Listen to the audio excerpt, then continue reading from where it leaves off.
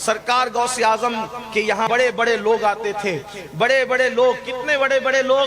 ایک مرتبہ غوث پاک بہت خوش تھے تو کسی نے کہا آج بہت خوش ہیں، فرمایا میرا ایک مرید ہے، وہ بیت المقدس میں ایک قدم پر چل کر کے میرے پاس آیا توبہ کرنے کے لیے۔ جہاں توبہ کرنے کے لیے اتنا بڑا آدمی آتا ہو ایک قدم میں چل کر، بیت المقدس سے ایک قدم میں چل کر جو بغداد آئے، وہ غوث پاک کے ہاتھ میں توبہ کرنے کے لیے تائب ہونے والا ایسا ہے تو توبہ کرانے والے کی شان کا عالم کیا ہوگا؟ آپ اندازہ کر سکتے ہیں سرکار غوث اعظم۔ اسی لیے غوث پاک فرماتے تھے کسی پر مجھ کو قیاس نہ کرنا، مجھے کسی پر قیاس نہ کرنا، میرے اور تمہارے درمیان زمین اور آسمان سے بڑھ کر فاصلے ہیں۔ فرماتے ہیں کہ تم میں کوئی میری طرح نہیں ہے، یہ سرکار غوث پاک کی شان ہے۔ بہرحال ان کے دربار میں بڑے بڑے اولیاء، بڑے بڑے علماء، بڑے بڑے صالحین آتے تھے۔ ان کے یہاں ایک شخص تھے اور ان کو غوث پاک نے ڈیوٹی لگا رکھی تھی کہ جو مہمان آیا کریں ان کو پانی بھر کے لوٹے میں وضو کے لیے دیا کریں، اور چند سال تک وہ رہے، بلکہ بعض بزرگوں نے لکھا 40 سال تک رہے۔ ایک دن دماغ میں کچھ وسوسہ آ گیا کہ 40 سال سے چوکھٹ پہ بٹھا رکھا ہے، خدمت لیتے پانی بھروانے کی لوٹوں میں، مرشد نے کیا دیا؟ یہ بات میں لوگوں سے کہتا ہوں کہ کبھی یہ مت سوچنا مرشد نے کیا دیا۔ میں نے کہا کہ مرشد نے دامن دیا، اس سے بڑھ کر بھی کوئی چیز ہو سکتی ہے؟ لیکن بہرحال خیال آ ہی جاتا ہے، پھر اس شیطان تو شیطان لگا ہی رہتا ہے۔ شیطان سب برداشت کرتا ہے، اللہ والوں کی دوستی برداشت نہیں کرتا، اور بالخصوص سرکار قادریت سے نسبت برداشت نہیں کرتا۔ کیوں؟ اس لیے کہ جہاں غوث پاک کے جلوے ہوں پھر وہاں شیطان الٹے پیر بھاگتا ہے۔ میرے امام کہتے ہیں دل پہ کندہ ہو تیرا نام کہ وہ دزد رجیم الٹے ہی پاؤں پھرے دیکھ کے ٹکڑا تیرا۔ اللہ اکبر! خیال آیا، آنا تھا خیال، تو اس دن اتفاق سے 2 ابدال آئے ہوئے تھے غوث پاک سے ملنے کے لیے۔ ان دونوں ابدالوں کو دیکھا، نورانی چہرے۔ ابدال کون؟ علامہ سید محمد امین ابن عابدین شامی اپنے رسالہ اجابت الغوث میں لکھتے ہیں کہ یہ ابدال کون لوگ ہوتے ہیں؟ ابدال، انہوں نے حدیثیں لکھی کہ ابدال یہ وہ لوگ ہوتے ہیں جن کے صدقے میں بارش برستی ہے، جن کے صدقے میں اناج اگتا ہے، جن کے صدقے میں پانی برستا ہے، جن کے صدقے میں مصیبتیں ٹلتی، یہ ابدال لوگ ہیں۔ وہ 2 ابدال ملنے آئے تھے سرکار غوث پاک سے۔ اور یاد رکھنا ولی بڑی تعداد میں ہوتے ہیں لیکن ہر زمانے میں ابدال صرف 40 ہوتے ہیں، یعنی وہ محدود کوانٹٹی ہوتی ہے، صرف 40 ابدال ہوتے ہیں، اور وہ لوگ زمین پہ گھومتے رہتے ہیں، لوگوں کی نظر سے اکثر پوشیدہ رہتے ہیں، بہت کم نظر آتے ہیں۔ اور اللہ اکبر!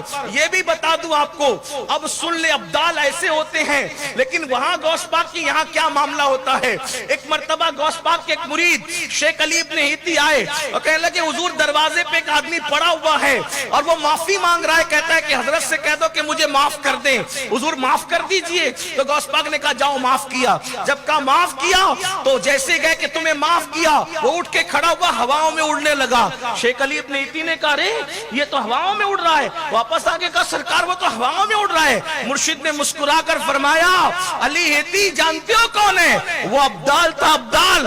وہ بغداد سے ہوا میں اڑتے ہوئے جا رہا تھا اور اس کے ذہن میں خیال آیا کہ اب بغداد میں میرے جیسا کوئی ولی ہے؟ اتنا خیال آنا تھا کہ میں نے دروازے کی چوکھٹ پہ اس کو پٹک دیا، اور اس کے بعد جب اس کی توبہ قبول ہوئی تو تب وہ جا کر کے اڑنے لگا۔ ابدال لوگ مرشد غوث پاک کے مدرسے کی آنگن میں جھاڑو دیا کرتے تھے۔ یہ غوث پاک کی شان ہے، کوئی مبالغہ نہیں۔ آپ زبدۃ الآثار صرف شیخ عبدالحق محدث دہلوی کی اٹھا کر کے کتاب پڑھ لیں، آپ کو پتہ چلے، بہجت الاسرار اٹھا کر پڑھ لیں، علامہ عبداللہ امام یافعی کی کتاب اٹھا کر کے پڑھ لیں، آپ علامہ عبدالرحمن جامی کی کتاب پڑھیں۔ یہ وہ لوگ ہیں، سرکار غوث پاک کی شان میں معمولی لوگوں نے نہیں لکھا، صرف شیخ عبدالحق محدث دہلوی نے 3 کتابیں حضور غوث پاک کی شان میں لکھی۔ آپ کیا سمجھ رہے ہیں غوث پاک کو؟ تمہارا 2 ابدال ملنے کے لیے آ گئے، ملاقات کے لیے آئے، انہوں نے دیکھا، پسند آ گئے، چہرہ دیکھا تو کہا کہ یار مرشد نے کیا دیا؟ ان سے کہا کہ میں آپ کے ساتھ چلنا چاہتا ہوں، اجازت ہے؟ انہوں نے کہا ٹھیک ہے چلو. وہ ابدال تھے. اب وہ ابدال لوگ ایسے ہوتے ہیں دوست و دشمن سب سے پیار کرتے ہیں, بلکہ اللہ کے رسول علیہ السلام نے فرمایا ابدالیت کا مرتبہ کثرت عبادت سے نہیں ملتا لوگوں کو, بلکہ جو اپنے دلوں کو صاف رکھتے ہیں, دلوں کی صفائی کی وجہ سے, بھوکے رہنے کی وجہ سے, اور راتوں کو جگنے کی وجہ سے, اور دوست اور دشمن سے یکساں پیار کرنے کی وجہ سے اللہ ان کو یہ مرتبہ عطا کرتا ہے ابدالیت کا. تو پھر وہ آئے تو کہا چلنا چاہتا تھا, چلو ٹھیک ہے چلو. اب چلے وہاں. اب غوث پاک کے یہاں قادری دسترخوان ایک سے ایک نعمتیں کھاتے تھے. جب چل پڑے مرشد سے اجازت لیے بغیر تو رستے میں بھوک لگی. کہا مجھے بھوک لگی ہے. کہا ہم لوگ ایسے بار بار کھانے والے لوگ نہیں ہیں, 24 گھنٹے میں ایک ہی بار کھاتے ہیں. ٹھیک, اگر جانا تو واپس جاؤ. اب تو مرشد کی چوکٹ سے نکل گئے تھے, واپس جائیں کیسے, کس منہ سے جائیں؟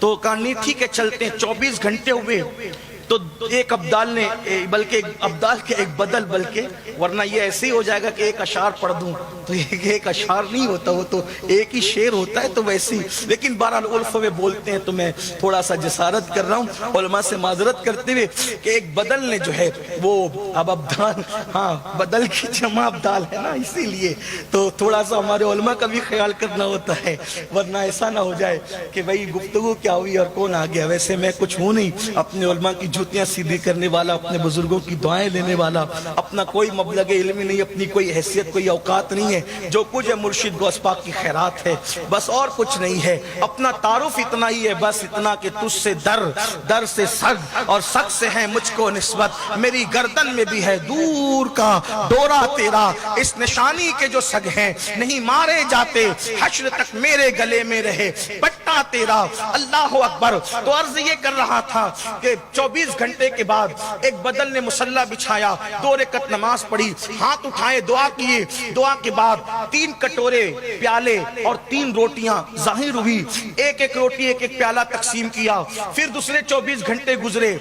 ظاہر سی بات ہے غیبی طور پہ کھانا آیا تو بڑا مزہ آیا.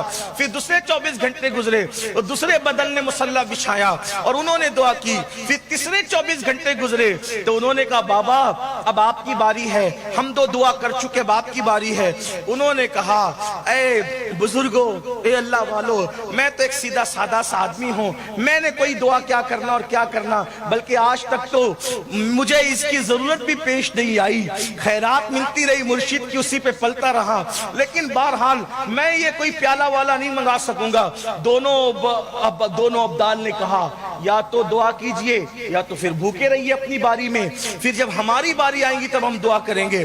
اب بھوک تو برداشت تھی نہیں, تو انہوں نے سوچا یہی کہ کہنے والے کہتے ہیں مرتا کیا نہ کرتا. انہوں نے مصلی بچھایا, 2 رکعت نماز پڑھی, دعا کی. آج جب انہوں نے دعا کی بابا نے, جن کو میں اپنے لب و لہجے میں عوام کو سمجھانے کے لیے, چونکہ وہ پانی بھر کے دیتے تھے لوٹے میں وضو کے لیے, تو میں ان کو لوٹے والا بابا کہہ دیتا ہوں. تو لوٹے والے بابا نے دعا کیا تو اس دن انہوں نے دعا کی تھی تو 3 پیالے 3 روٹیاں, ایک روٹی ایک پیالہ, ایک روٹی ایک پیالہ, ایک روٹی ایک پیالہ.